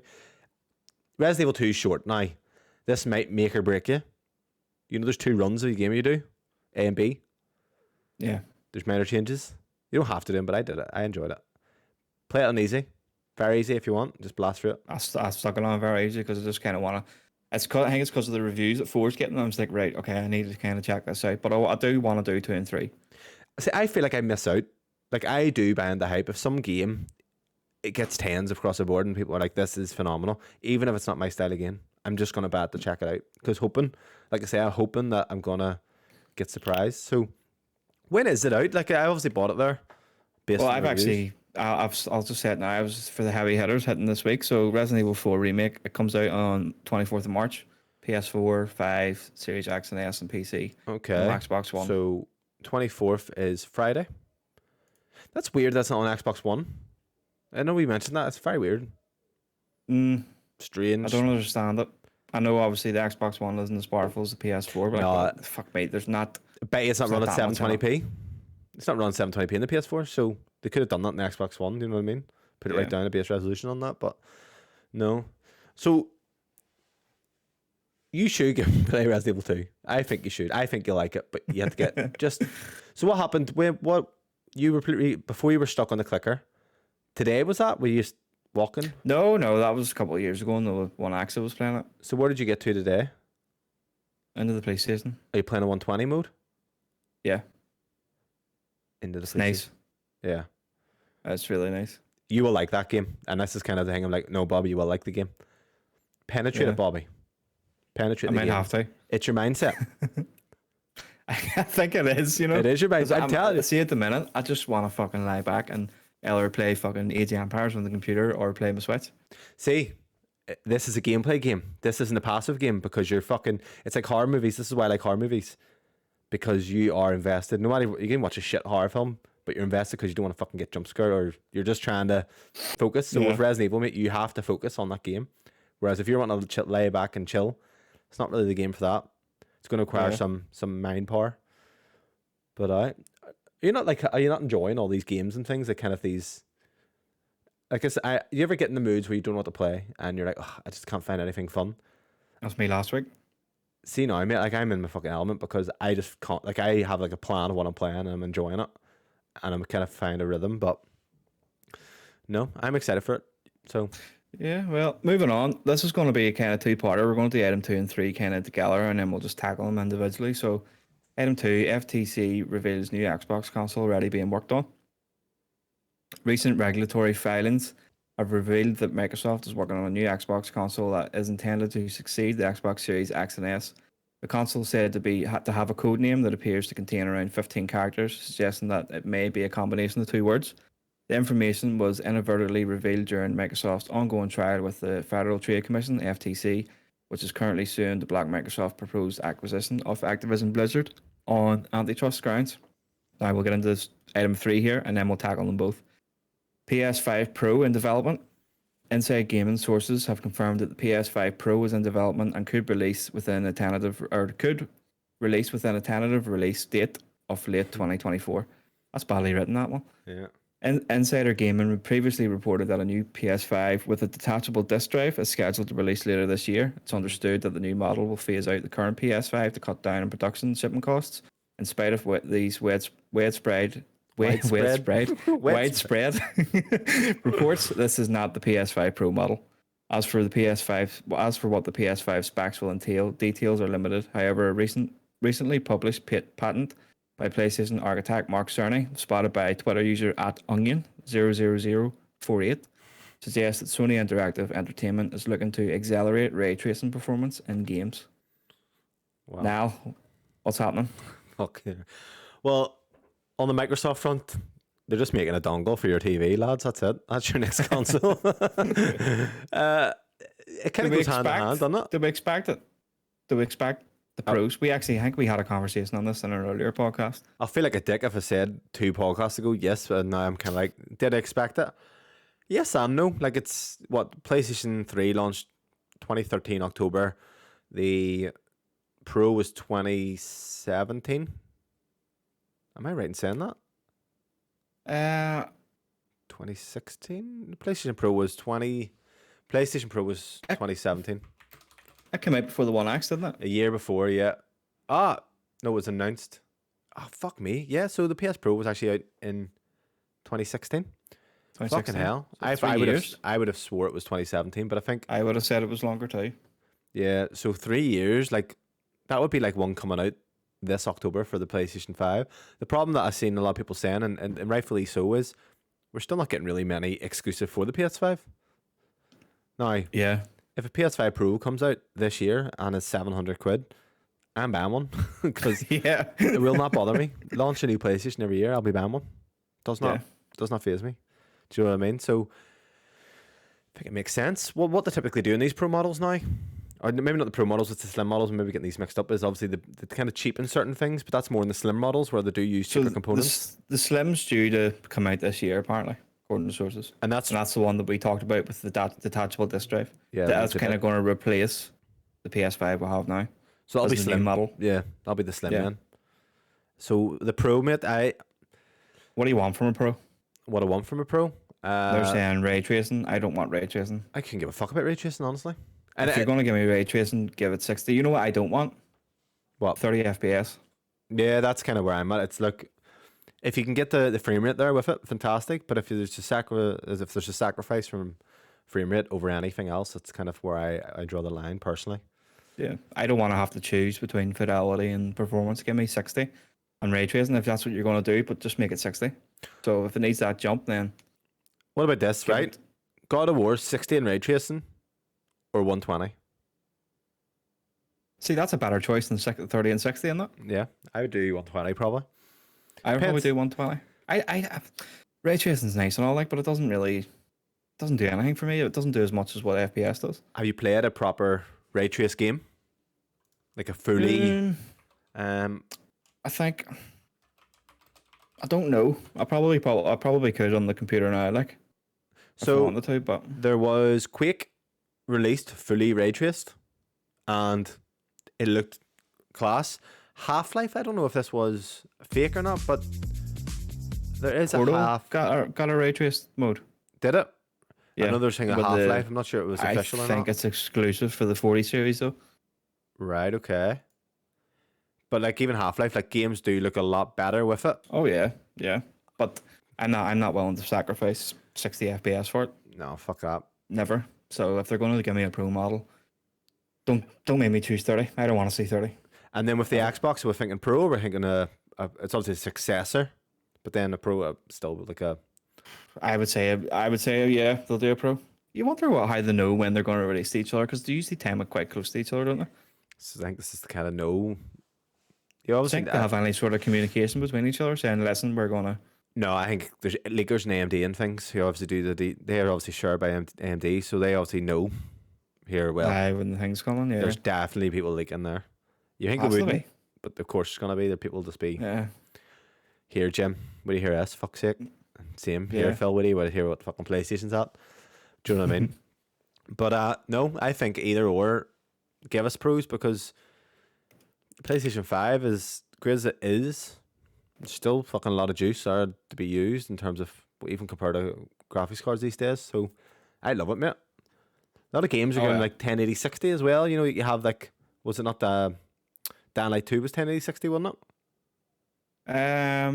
Yeah, I think it was higher on the Xbox. And It then was higher on the Xbox? Eventually, if you have VRR, you could do higher than that there, up to 120. Yeah.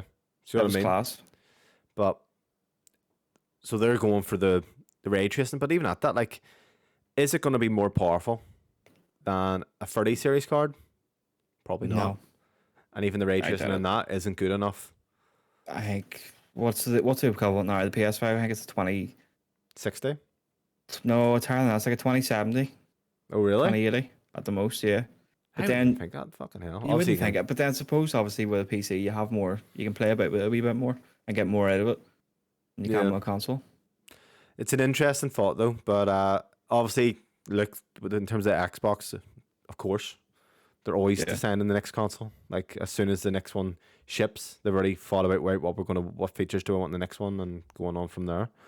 I'd like to see a digital Series X somewhere Yeah, that matches that surprising. price point for the the PS5 digital, because obviously they've got the S, but you're taking a cut in fidelity and stuff to get the Series S. Yeah. Strange they haven't done that yet, actually. But Meet in the middle, like I think that's a perfect buy for a lot of people, especially like us who just mainly buy digital now. tell you what I wouldn't want to be, mate. I wouldn't want to be game. I wouldn't want No. to. I used to be employed by them. Anyone listening? But Jesus Christ, this is why I left. I knew this was going to happen. Fucking PS5s and no disc drives. You ain't gonna be buying your games on those. Future's digital. Yeah, absolutely, mate. Absolutely. But moving on, item 4. I'm gonna shorten this down a bit because this is quite a long one. And it's tedious, and it's about Microsoft acquisition again. So, item 4, Microsoft is giving everybody a 10-year deal. So last week, we know obviously they made it public. They made the Nintendo, and who else was there? Nvidia. They all got a 10-year deal. So Microsoft Corp and Boosteroid. Have you heard of Boosteroid? No, have you? No. On Tuesday, 14th of March, announced a 10-year agreement to bring Xbox PC games to Boosteroid's cloud gaming platform. Boosteroid, which has its software development team in Ukraine, recently surpassed 4 million users globally and has become the largest independent cloud gaming provider in the world. The agreement will also enable Activision Blizzard PC titles to be streamed by Boosteroid customers after Microsoft acquisition of Activision Blizzard closes. This is another 10-year announcement now. Head of Xbox Phil Spencer announced on this morning, Wednesday, 15th of March, that Microsoft has signed a 10-year partnership with Ubitus to stream Xbox PC games. This deal would also include Activision Blizzard titles, pending the approval of Microsoft's acquisition. The acquisition is currently held up in courts, but Microsoft is confident the deal will go through. Niall, do you think we can get a 10-year deal? For what? Anything? For what? I think Microsoft just handles a 10-year deal. Don't they have their own company yet and they're giving out deals? It's a bit weird, isn't it? It's mental. It's just kind of just showing that they're going to be extremely consumer friendly. Yeah, the CMA I think put out another wee statement asking. I think they asked 7 companies, are you for this deal or not? 6 of them said yes. One said no. Can you guess which one said no? PlayStation. Yeah. Was it? Why did you not get him? No, I'm actually for it. Like what intrigued me there was the Activision Blizzard PC title. I was like, wouldn't mind that. But you know what we need? We need more of these streaming platforms on our smart TVs. Yeah. They need to be more accessible. They're not. Like, where would you even stream this? Do you know what I mean? Like, where the fuck's Boosteroid? I've never heard of Boosteroid or Ubitus.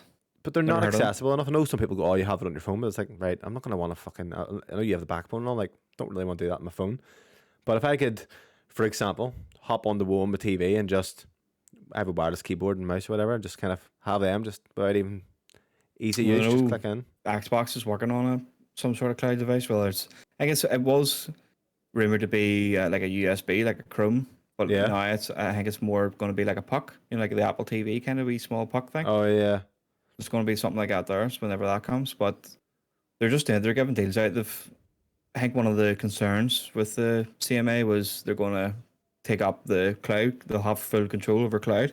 There'll be no competition there, but they're giving all their games to every other cloud service there is. I'm sure Stadia are kicking themselves. Google. Yeah. Someone There said was that. only one left, and I think that's Amazon Luna. Fuck, don't have it. Don't even know But what that is. I would expect they're only in America at the minute, I think, but I would expect that deal to probably happen as well. But Luna do it differently. They have like subscriptions, so you can like subscribe to Ubisoft. Right. So it's like they have like they have sections, so it's like separate subscriptions you get. Right. So it'll be like Ubisoft, maybe EA, things like that there. So Xbox Game Pass probably could fit into that somewhere. It's clearly Xbox is putting a lot of fucking future into this anyway, in general. Yeah. What would you do if the future of Xbox was just all stream? Would you be happy with that? No. I fucking hate streaming. Like, it's just... No. Unless it's still not there. 10, 15 years, maybe, if the architecture's there. I think we talked about this before, but right now, no. Absolutely not. I know for a lot of people, maybe streaming is the only way they can play because they can't maybe afford. They're going to be hitting everybody's phones now. Most people have a phone, some sort. So Yeah. it's good for them. It's like, Yeah, I haven't really... You actually like the streaming though, don't you? Like, that's what you used your... the Steam Deck for. That's what I mean. Both of us played the Steam Deck completely wrong, and I used it for only cloud. I know Tim, friend of the show, Right. he's big into cloud. Is he? Big into, yeah, he loves it. He has a Series S, and a lot of his stuff he would just stream on the cloud, and he loves it. He has a great time with it. Like, Even like Age of Empires and stuff? no, the games like that there that he's going to play religiously, he would have them downloaded, but If he's just playing something on Game Pass, he would cloud it. Like say Guardians of the Galaxy and all. I want to say he clouded that and stuff. See what's good about it though? It's like instead of even like downloading the game, just then play it. And, if you have a big You can game, test it. literally just test it. Yeah, It is a good and it shout. works. How long until we see the cloud on the Switch? I think it's going to happen. I 100% think it's going to happen. I think also like that's how we're going to get Call of Duty maybe at the start, unless they're going to port Call of Duty Mobile over. Oh, that'd be cheeky though, having the whole COD on the Switch on the Ultimate. Give me that. I think that's what's going to be. Although the agreement said Nintendo, it didn't specifically say Switch. Mm-hmm. So I think maybe better hardware. They'll be able to, if they can get it running on the PS4 and the Xbox One, if the Switch has something to kind of even match that, I think it'll happen. But I think it'll be backed up a lot by the cloud. Well, the Switch has a lot of cloud games on it, like Kingdom Hearts 3, Control. Yeah.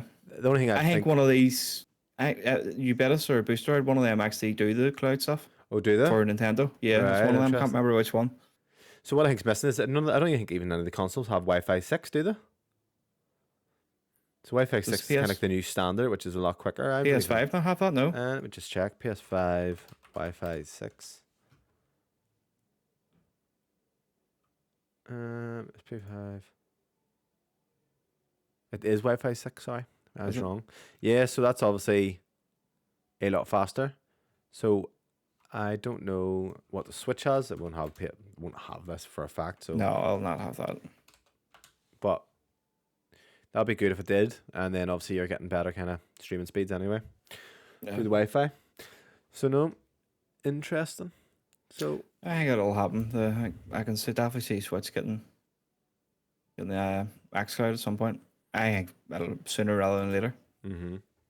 The deals are coming through. But moving on, item 5, Ghostwire Tokyo is finally coming to Xbox. Available April 12th for Xbox Series X and S. With Xbox Game Pass, Windows 10, 11 PC. With PC Game Pass, Ghostwire Tokyo will arrive with the free Spiders Thread update, adding a multitude of enhancements to its single-player hit, including additional areas to explore, new story cutscenes, quality of life improvements, a bonus game mode, and more. Are we checking this out? It's not on play. It's on PlayStation now, isn't it? In terms of So it's coming to the PS Plus Extra this month, that's but where it's at. that new update isn't until the 12th. Right. It's launching with the Xbox game, so I was hoping to jump in here in March, but I think I'll wait until the new update's out. Going back to like you look at a game and you think is it for me or not? That's when I looked at it and was like, it's not for me. It could be totally. Maybe I should play it just to prove myself Yeah, wrong. it doesn't really look too good. I don't think it reviewed. I don't think it reviewed quite well either. Yeah, It's I kinda heard a lot of mid. impressions. We kind of like, But then there's people that loved it. Tango GameWorks, that clicking wee fella run about. I think and Colin played it from Secret Symbols. I think he quite enjoyed it. Yeah, I think he was doing like, was he not going for the I platinum think, or some shit? I think he did get the platinum, yeah. I don't know. I'll probably try it just to try it. Yeah. But at the same time, it doesn't look like it's my cup of tea, to be honest with you. But like I said, mate, sometimes they're the ones to surprise you. So that's out April 12th. There's not so much to play. April's stacked. What's April's the stacked. games in April that we're talking about? So we've Jedi. We've got Jedi at the end. We've got Dead Island 2. Suicide Squad's still there. Is Or it? is Is it that the next start of month? May? It's around there. It's either end of April, very end of April, or the first week in May. But it still hasn't been officially cancelled yet. In terms of Dead Island 2, is that a bit tepid in terms of response? People are thinking, from what I've seen a mixture. Well, I've seen something today that was like, kind of wasn't great. I read IGN's. IGN seemed to be a wee bit positive on it, but they were kind of like, if you like Dead Island, you're going to love this. It's more for you. Then. And kind of funny done a preview of it, and he kind of says, yeah, it's pretty much Dead Island. If it came out like 10 years ago, it'd be fantastic, but now it's kind of meh. In terms of gameplay and stuff like that, it's very much samey. What do you think it's going to score? 7.5. 7. 74. Yeah. Why am I getting like, maybe not really a Saints Row, the just Saints Row vibes, but something that's just like, meh. Double It's A. had loads of developers on it, hasn't it? Went through like two, 3, maybe 4 different developers on it. Yeah. I'm optimistic for it. I enjoyed Dead Island. I know Kieran was talking about Dead Island, but he actually only played it for fucking 5 minutes. Mm-hmm. You like Dan Light, no, though? That's your type of Loved it. genre. Whereas with me, Dan I'm a bit Light's like, meh. Incredible. I played Dan Light and see co-op. I played them in co-op, so that's maybe a big factor as well. Yeah, me and Kieran played great co-op fun Dan Light, and I co-op. was like, no thanks. Can't hit multiplayer. It was just- Unless it's competitive. Truth of it. Probably like it would like. I think I would like Diablo multiplayer. I would like Diablo because you're all trying to do harder dungeons and shit. So it Yeah, obviously makes I sense. can't wait. I can't wait for Diablo. It'd be amazing. Be unreal. I can't fucking wait. Moving on to this is the last item 6. Starfield gets restricted rating in Australia. Starfield has received a restricted age rating from Australia's classification board, chiefly due to interactive drug use. The newly published ratings recommend Starfield for players over 18 years old and breaks down its content into 6 categories: themes, violence, language, drug use, nudity, and sex. All the good stuff. All the good stuff. What was Fallout 4? Was that an 18? I think it was anyway. Like they're quite. Would it have been? Yeah, they're all quite. There's no nudity in Fallout, is there? I don't know. Yeah, it was Peggy 18 in terms of Was UK. it? Yeah, so Expected then. it's expected. Skyrim was I a. hate to live in Australia. They're really strict on stuff over there. Like they block a lot of stuff too. Well, it was them who blocked the anal probe scene, South Park, wasn't it? Was that? Yep, that's not even in the stick it through in our version either. It's just fucking annoying. Is it not? Oh, it's like a big censor No. thing, isn't it? It comes up censored and then it tells you. And then there's the wee getting fucking. probe that it just gives you the whole explanation of it, and you're like, "Fuck, I would have seen it." Then you just see him after it and all. It's brilliant, like, but I would have rather seen it. No, I remember that all happening at the time. So, yeah, and there's Skyrim as well, 18. Is it 18? Do you know what I I mean? suppose So that's expected then, yeah. So news item: water is wet. Like it's totally Yeah. expected. Although interactive drug use is a bit weird. It's like, well, what That's are you gonna do? interesting. Snorting lines with aliens, boy. Mm, I'm actually looking interesting. forward to this. I know you're really like, I'm getting a wee bit more excited for it. I'm not sort of super excited, but I'm optimistic, I think. when we're gonna get a show for it. When we're gonna get the whole- June 11th. June 11th, and then So the Xbox show. Speaking of June 11th, so they're doing the Xbox show and then it's the Bethesda showcase straight after it. what? There's 2 dollars one. It's going to have its own separate like 45-minute show where Todd Howard's going to come out and then fucking get all horny over it and tell Oh, right, everybody about it. okay, So I want to make a prediction for the Xbox show. okay. And it's a wee Age of Empires prediction. Oh, Shadow Launch. Shadow launch. Age of Empires 4 trailer out now. I could see it. Yeah. Digital game. I mean the rest of the year is pretty stacked for Microsoft. Yeah, makes I think sense. it's gonna be a thing because we know Starfield's now September. I think I'm gonna say Forza's gonna be October time. I have a prediction. What date did this come out? 2020. The next game made by id isn't gonna be Doom.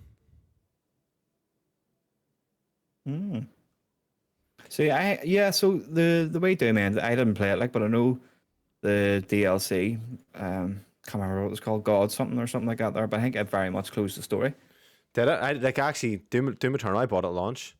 I was very played Doom 1. I was like, it's all right, okay. I like Doom, like, but I never beat it. I was actually tempted to play it on PC the whole way through, especially with this monitor and things. So I think I'm going to play it this year. It's so good. I stuck it on the PC. That was one of the games I used to test out this PC. And I like keyboard and mouse. Ray So tracing, everything maxed out, and I was getting high frame rate. Falcon API. So you Unbelievable. can use that. So I think maybe they're going to try something. Now they own Quake. There's rumors of a Quake coming. Now There is rumors of Ed doing a Quake. who owns Quake? Because id made. Did id own? That I will It does. Microsoft They own- own, yeah. own Quake, So- yeah. John Romero and they all made Quake. It's completely right. Yeah. So Quake is made by Microsoft and they haven't touched it. Yeah. Now There is rumors of it coming. they're gonna have Of like, doing like a Doom style remake. and then with Machine Games doing. Are they not doing Indiana like Jones. Indiana fucking Jones? That's a Yeah. weird one. A fucking first. I don't person want it to be studio? first person. I don't want it to be first person. Indiana Jones is not going to be first person with your whip. I don't want it to be Yeah, first person, but I fucking actually have worries that it's going to be. And then you have id as well. They're going to be doing the Bond game, which that does make sense. But yeah, so I IO. think I should be saying id. IO Interactive, sorry. I think we make it quick. It'll be quick. Think Announce- we'll see that. yeah, and then what they might do is they might kind of go back and forth with Doom. But what would you like them to do, Ed? Next, would you like them to continue with Doom, or would you just like them to try something different? I can't really say because I haven't played them properly, so I don't know Have you whether I beat want one? them to continue. on it. 2016? No, No. I bought that, pre-ordered it, and I remember the review didn't come out until I think it was the day off or the really really late, and people were like thinking this is gonna be terrible. But I loved the multiplayer demo beta for it, and it did really well. The reviews were great. Yeah. Same out with Wolfenstein. I think a lot of people were surprised with the A New Order's reviews. Colin Moriarty reviewed it, and it's like really high on it. But Wolfenstein 2 wasn't really for me, so there you go. But I will play Doom this year. Doom Eternal. I'm gonna give it a blast. Yeah. I think maybe closer to the June 11 showcase, we'll maybe just in the podcast leading up, maybe do a wee prediction bit at the end. Absolutely. We'll do predictions, of course. Yeah. That's it for the news. So heavy hitters hitting this week. I've just put in PS Plus catalog games hitting March, and I've just listed quite a few of the kind of big ones. So games that will be joining the library include titles such as Uncharted Legacy of Thieves Collection, Ghostwire Tokyo, Rainbow Six Extraction, Dragon Ball Z Kakarot, Life is Strange True Colors, Immortals Phoenix Rising, and Untitled Goose Game, and many more. Have you played Untitled Goose Game? I haven't. I've seen it.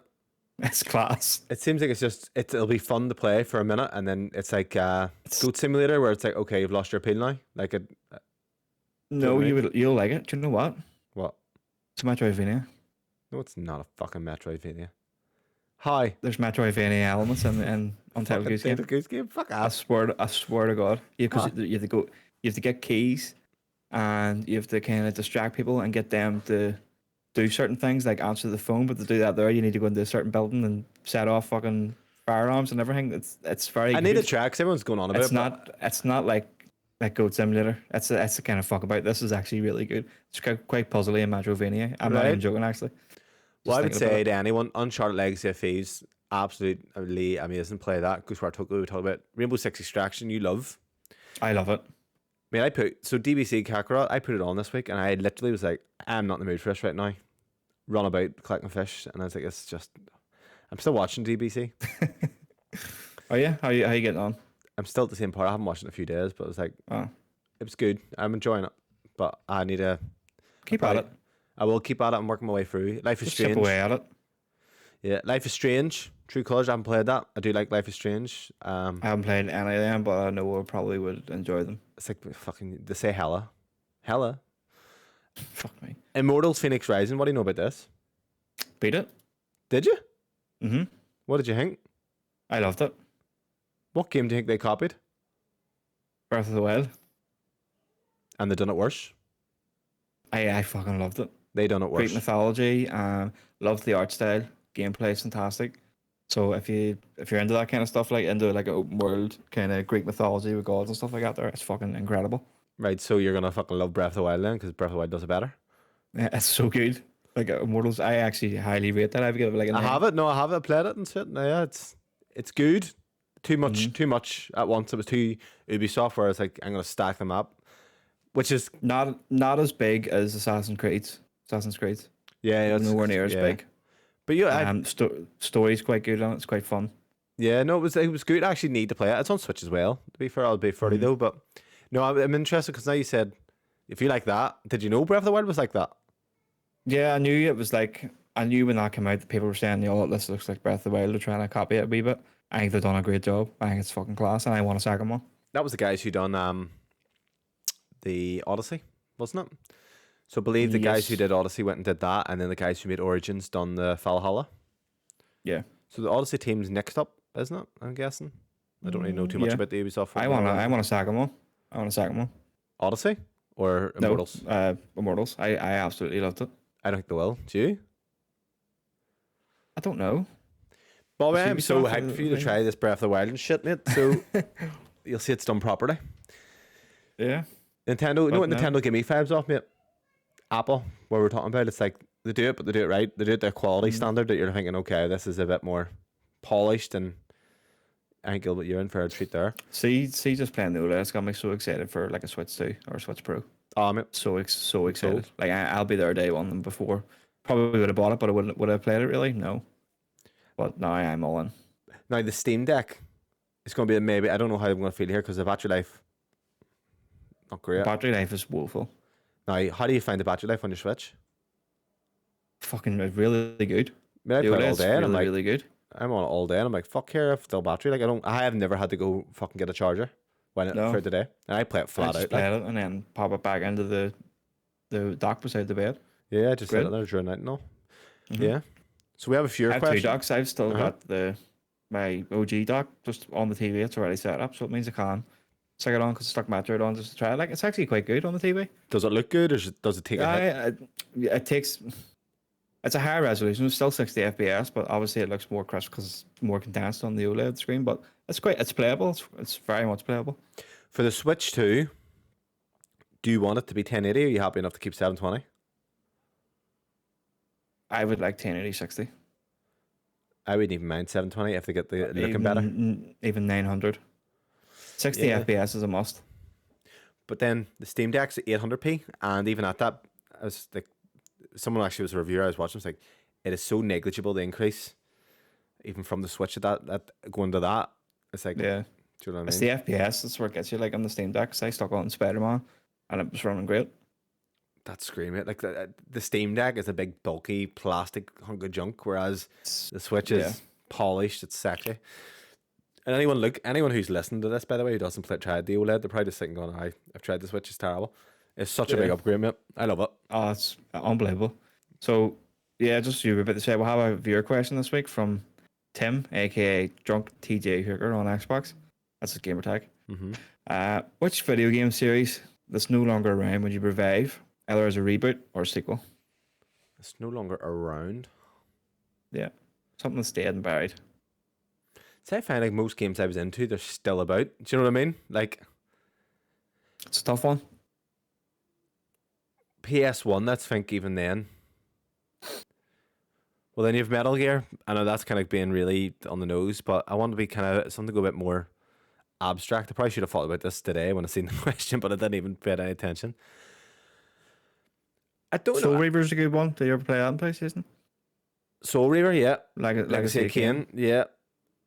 I think Castlevania is something that they don't make anymore. They haven't made that in a while. I think that's a good shout for me personally, because I would like to see them try and do that. But I would like I said, there's a game called Death Trap Dungeon I remember playing as a kid.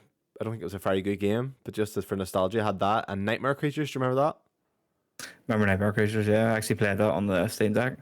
Awful. It's Really? awful now. Oh, fuck. Yeah. Gameplay's horrible. This is a good shout, and I think actually this might happen. So, From Software own this IP, and they believed, a lot of people thought when Sekiro was being made, it was going to be that game.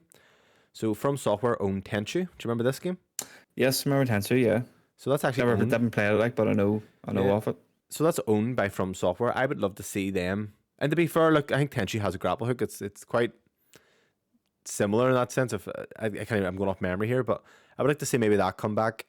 And then I'm even thinking, I go straight to PS1 when I think about this. Like, I'm not even thinking about PS2 or anywhere else.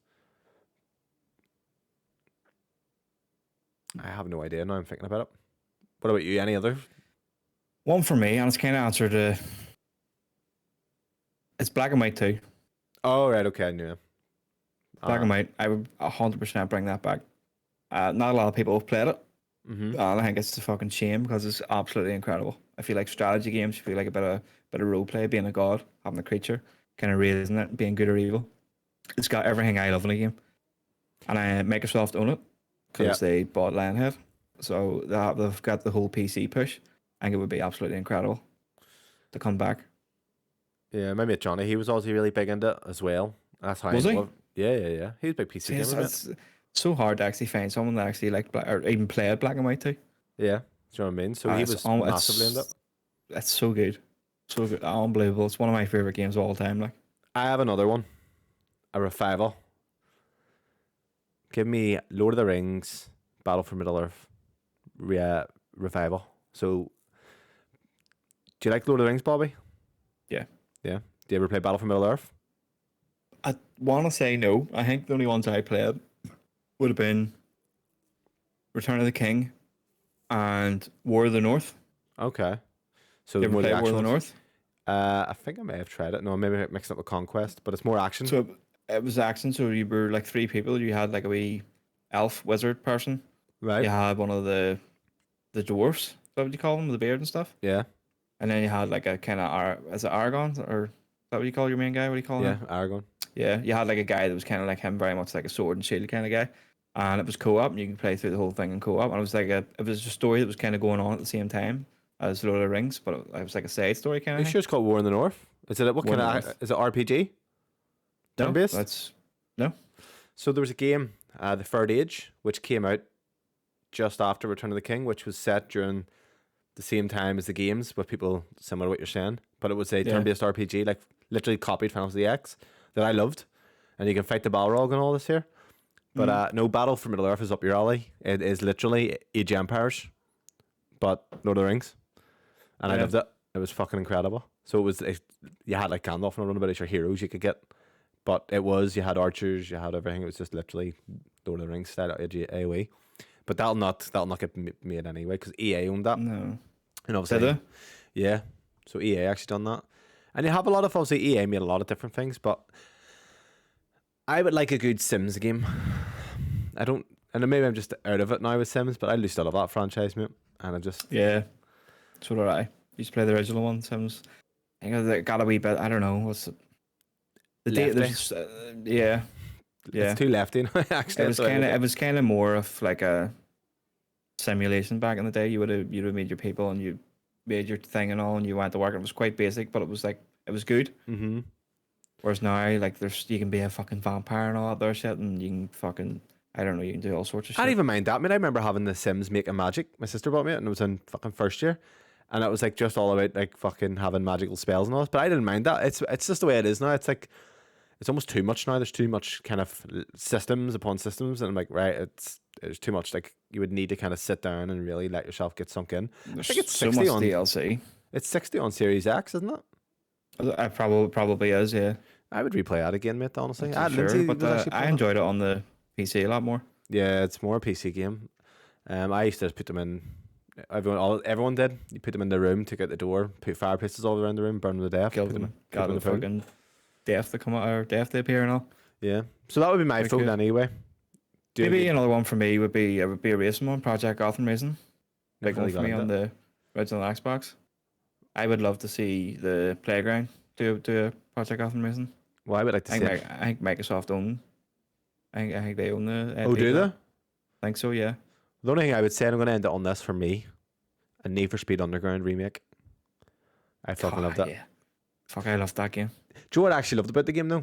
Obviously, the way you upgrade your cars is great. So it's kind of, you're always constantly seeing improvements. You're not just doing a race and it's the same. You're kind of going up and you're getting more turbo Yeah. and shit. But do you remember when you're doing the race and there's wee side streets now you can go down? Yep. And that, like, it's kind of a risk reward because it may be harder to turn in it, but it's going to be quicker.